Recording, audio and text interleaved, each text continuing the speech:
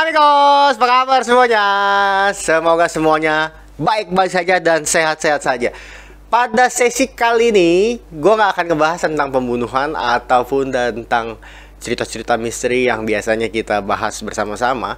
Tapi kali ini gue akan membahas tentang Omicron Ike Kimochi yang sudah menjangkiti gue beberapa hari terakhir ini, sehingga memang sangat mengganggu sih, mengganggu rutinitas dan jadwal tur gue yang sudah gue rencanakan. Tur gue yang harusnya gue melintasi dua samudra, Samudra India dan Samudra Pasifik, itu juga harus batal dulu. Jadi istilahnya di reschedule gitu. Karena sebenarnya pada saat mau tur ke samudra itu gue udah janjian sama Nyi Roro Kidal, tapi karena COVID, jadi mau nggak mau nih kita harus mundur. Nah, sedikitnya gue akan membagikan apa yang gue rasakan gitu ya. Jadi sehingga lu pada tahu gitu, Omicronnya itu apakah berbahaya atau tidak, atau juga sebenarnya biasa-biasa aja. Nah, kita akan bahas. Tanggal 12 Februari itu gue masih pergi makan. Ya, abis itu pulangnya gue ada sempet nongkrong sebentar. Besoknya pun gue masih sama, masih pergi makan dan juga ada nongkrong sebentar. Nah, tanggal 14-nya gue ada Valentine lah.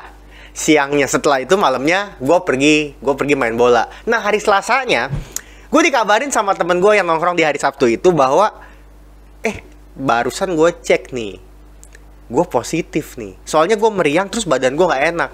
Gue dikabarin, tapi pada saat itu badan gue masih biasa aja, masih normal lah, masih normal banget. Nah, gue ngetes, hasilnya pun masih negatif. Ini antigen ya. Nah, keesokan harinya, nah hari Rabu tanggal 16, nah gue merasa mulai demam tuh. Gue cek lagi dan ternyata gue positif. Nah, tanggal 16 itu badan gue tuh demam banget. Demam banget menurut gue. Kalau gue feeling sih, gue nggak ngukur, tapi gue ngerasa kalau gue feeling ya mungkin itu sekitar 200 derajat sih menurut gue sih. Enggak. Jadi gue ngerasa badan gue demam, terus tapi tenggorokan gue nggak sakit, tapi hidung gue pun nggak meler.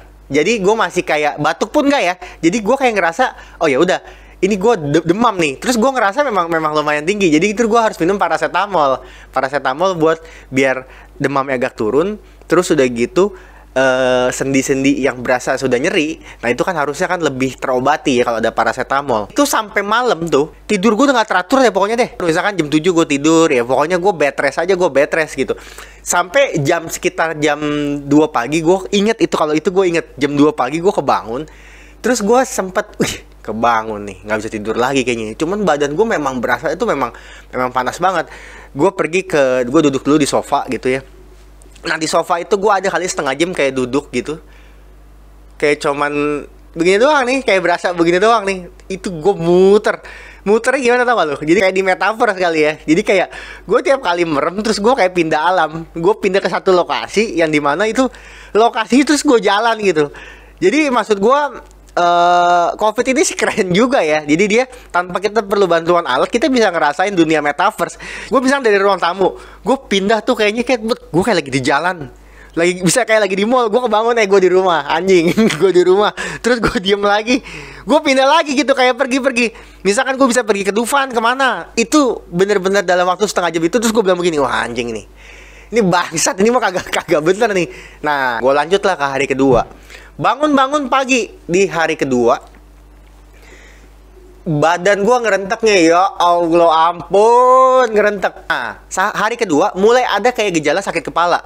Tapi sakit kepalanya menurut gue masih tipis. Gue minum obat antivirus, oseltamivir. Tapi katanya nih, oseltamivir itu sebenarnya udah nggak terlalu pengaruh lagi bagi orang yang terkena COVID. Jadi redemsamivir atau rabifavir apa parivavir atau lu pakai papir, itu terserah deh. Pokoknya biasanya yang belakangnya vir itu biasanya untuk antivirus. Nah, terus kalau hari ketiga itu bangkit dari antara orang mati. Anjing, bukan nih.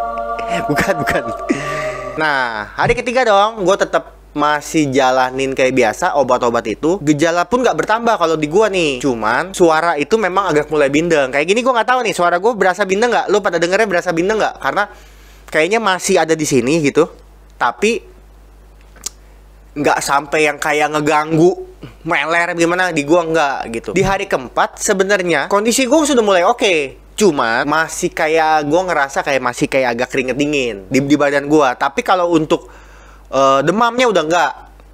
Terus sakit-sakit badan itu udah jauh mendingan. Jadi hari kelima itu kan kayak gue ngerasanya kayak udah mau mulai, udah hampir menuju ke normal deh. Cuman gue nggak ngerasa juga yang kayaknya yang kayak orang lain. Kayak misalkan lu covid terus lu kayak ngerasa terus badan lu capek banget, terus naik turun tangga capek banget. Kebetulan gue nggak. Kebetulan gue beruntung dan gue nggak merasakan hal itu gitu. Akhirnya mulai di hari ke-6, ke-7, ke-8, ke-9, gue kurang lebih isoman itu ada sih kali 12 tahun ya. Gue hitung-hitung makanya kacau. Dari yang gue ngalamin gejala di awal itu 1 minggu sekarang. Dan sebenarnya alhamdulillah gue sih udah ngerasa sehat banget. Sehat banget kalau menurut gue ya. Karena udah hampir kayak nggak mempengaruhi apa-apa. Si Omicron ini bisa berbahaya nggak? Menurut gue bisa berbahaya kalau parno berlebih. Menurut gue bisa jadi itu juga faktor yang sangat berbahaya sekali. Kenapa? Lu belum kena aja pikiran lu udah sakit. Kalau menurut gue pribadi, penyakit paling berbahaya itu penyakit otak. Ini nomor 1. Itu udah nggak ada lawan tuh. Penyakit yang lu buat sendiri, yang lu gilain sendiri gitu, sehingga begitu kena, dampaknya itu sih nggak main-main gitu. Nah pokoknya intinya adalah otak lu harus di-refresh juga gitu. Kasih masukan ke otak lu yang baik-baik aja gitu, yang positif-positif aja, yang negatif ya hempaskanlah, jauhkanlah dari hal seperti itu. Nah terus badan juga yang penting juga harus olahraga. Jangan lu mau sehat, badan lu nggak mau olahraga. Nah pokoknya bagaimana lu menyikapi nanti si Omicron ini, itu kan semua tergantung masing-masing. Oke, sekian dulu video curhat dari gua. Jangan lupa selalu ingat untuk memakai masker agar kita selalu terhindar dari penyakit-penyakit dan COVID. Adios, amigos.